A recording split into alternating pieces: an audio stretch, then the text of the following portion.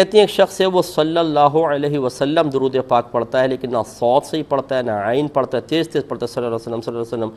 اسی طرح نماز میں اس کو تجوید نہیں آتی، وہ بغیر تجوید کے نماز پڑھتا ہے، کیا اس کی نماز ہو جائے گی کہ نہیں؟ دیکھیں قرآن پڑھنے کے لیے، قراءت کے لیے تجوید کو فرض قرار دیا ہے، لہٰذا ان کے لیے سیکھنا واجب ہے، وہ سیکھیں۔ جب تک وہ سیکھتے رہیں گے، غلطی ہوتی رہیں گی، اللہ تعالیٰ معاف فرمائے گا، لیکن زمانہ کوشش کے علاوہ اگر سستی کر رہے ہیں، سیکھ نہیں رہے اور پھر کوئی معنی فاسد ہو جاتا ہے، پھر بھی میں یہ نہیں کہہ رہا ہوں کہ اگر کوئی سیکھتا نہیں ہے تو جو قرآن پڑھ رہا ہے غلطی پڑھ رہا ہے۔